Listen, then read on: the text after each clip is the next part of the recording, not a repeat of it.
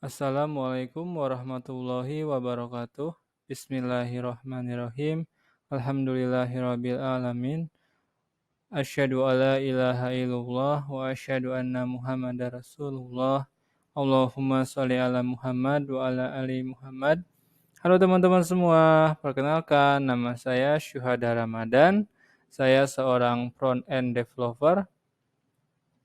Insya Allah kita akan belajar JavaScript ya tentang function. Nah, function ini merupakan sekumpulan kode yang dirancang untuk melakukan tugas tertentu ya. Nah, kode yang sudah kita buat, kita dapat gunakan kembali dengan cara memanggilnya ya, tanpa harus menulis ulang kode yang serupa.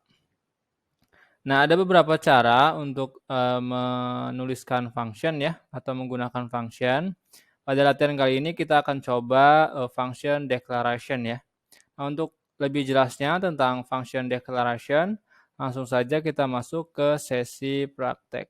Sebelum kita buat function declaration, kita akan coba lihat dulu contoh dari built-in function yang ada pada JavaScript ya.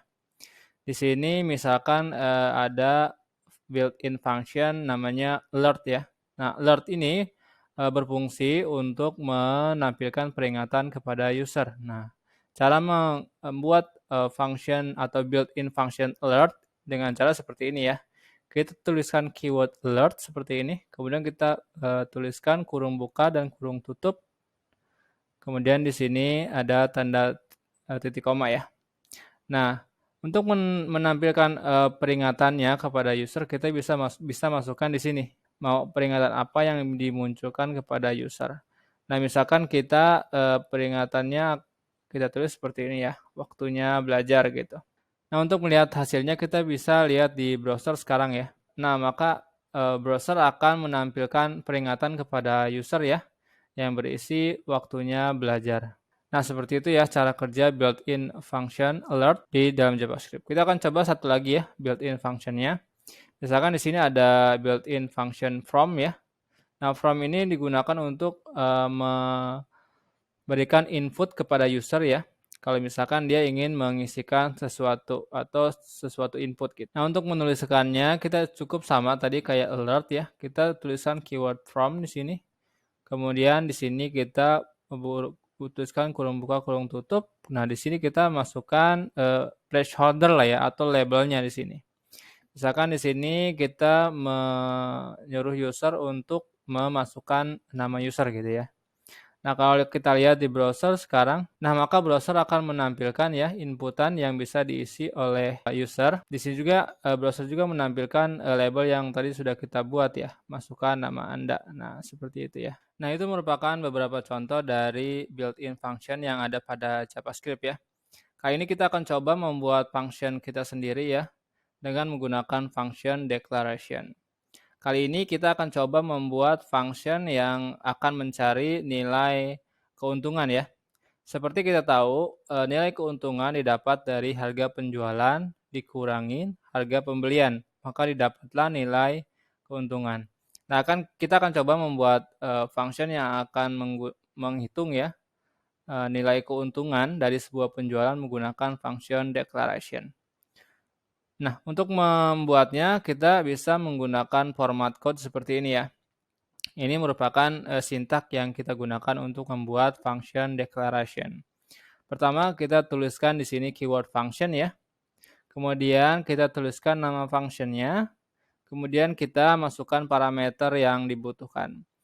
Sebuah function bisa memiliki parameter atau tidak memiliki parameter ya, sesuai kebutuhan dari function tersebut. Nah, di sini merupakan kode yang akan dieksekusi bila functionnya dipanggil ya. Nah, untuk itu langsung saja kita buat ya function untuk menghitung nilai keuntungan dari sebuah penjualan. Oke, di sini kita akan ganti nama functionnya menjadi function keuntungan ya. Nah, untuk parameternya kita ambil dari sini ya, dari harga penjualan dan harga pembelian. Jadi di sini kita hapus, kemudian kita ganti harga jual. Nah, karena ini lebih dari satu parameternya, kita pisahkan dengan tanda koma ya. Nah, seperti ini. Kemudian kita masukkan parameter harga pembelian. Nah, seperti ini. Jadi function keuntungan memiliki dua parameter ya. Yang pertama adalah harga jual, kemudian harga beli. Nah, kemudian di sini kita akan menghitung ya keuntungan yang didapatkan. Nah, caranya kita bisa menuliskan return, artinya function ini akan mengembalikan nilai keuntungan gitu ya, sesuai parameter yang kita masukkan di sini. Nah, kemudian kita akan hitung seperti ini ya, sesuai rumusnya, harga jual dikurangin harga beli. Nah, seperti ini ya, proses penghitungan keuntungannya. Nah, sampai sini fungsinya sebenarnya belum dijalankan ya. Untuk menjalankan function keuntungan ini kita harus memanggil functionnya terlebih dahulu gitu ya. Nah, untuk itu langsung saja kita coba panggil functionnya ya. Misalkan di sini kita akan membuat variabel yang akan menampung hasil keuntungan jual kambing ya. Kemudian kita tinggal panggil nama functionnya yaitu keuntungan. Nah, di sini kita masukkan argumen yang dibutuhkan ya. Nah, argumen ini kita sesuaikan dengan parameternya ya di sini. Harga jual misalkan kita jual kambingnya seharga 3.000 ya. Kemudian kita pisahkan dengan tanda koma karena ini lebih dari 1 ya. Nah, di sini kita masukkan argumen yang kedua ya, yaitu harga beli. Misalkan kita beli kambingnya harganya 2.000. Nah, seperti ini. Nah, untuk melihat hasilnya kita tinggal cetak variabel keuntungan jual kambing ini ke dalam konsol ya. Caranya kita panggil console log, kemudian kita masukkan di sini variabel keuntungan jual kambing. Nah, seperti ini ya. Nah, kalau kita lihat di konsol sekarang, nah maka akan dicetak nilai 1.000 ya. Nah, kenapa 1.000? Karena 3.000 dikurangi 2.000 hasilnya 1.000 ya. Nah, tadi kan kita sudah bahas ya bahwa kita bisa memanggil kembali function untuk kita gunakan berulang kali. Nah, di sini kita akan coba satu lagi ya. Misalkan di sini kita akan coba menghitung keuntungan dari penjualan ayam ya. Di sini kita buat variabel yang bernama keuntungan jual ayam. Kemudian kita panggil lagi function keuntungannya ya. Nah, kemudian kita masukkan argumen yang dibutuhkan.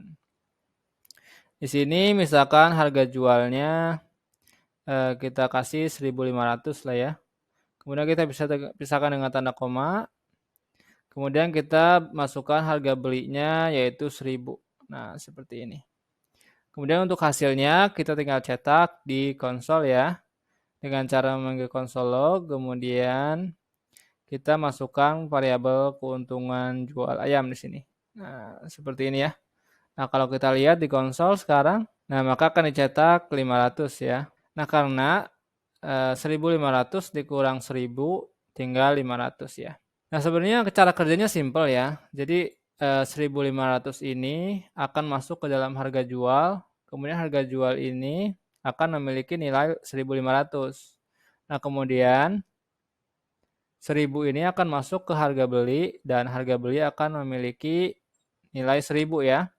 Kemudian ketika dijumlahkan 1.500 dikurang 1.000 maka function ini akan mengembalikan nilai 500 sesuai dengan nilai yang kita lihat tadi di konsol ya. Nah, seperti itu ya pembahasan tentang function declaration. Alhamdulillah kita sudah mempelajarinya ya. Untuk codingannya sudah saya upload di GitHub ya. Jadi bagi teman-teman yang ingin mendownloadnya silahkan mengunjungi halaman ini. Oke, alhamdulillah Allah Subhanahu wa taala telah memudahkan proses belajar kita hari ini. Semoga ilmunya bermanfaat dan semoga amal ibadah kita diterima oleh Allah Subhanahu wa taala. Amin. Terima kasih teman-teman sudah menonton. Senang sekali rasanya bisa belajar bareng bersama teman-teman semua. Dan bagi teman-teman yang sedang mengalami kesulitan, selalu sabar ya. Dan mohonlah pertolongan kepada Allah dengan sabar dan sholat. Quran Surat Al-Baqarah ayat 45. Dan harus selalu yakin ya bahwa Allah tidak membebani seseorang melainkan sesuai dengan kesanggupannya. Quran Surat Al-Baqarah ayat 286. Dan harus selalu ingat, sesungguhnya bersama kesulitan ada kemudahan. Quran Surat Al-Insyirah ayat 6. Nah, jangan lupa teman-teman untuk membaca Bismillahirrahmanirrahim di setiap awal kegiatan kita. Assalamualaikum warahmatullahi wabarakatuh.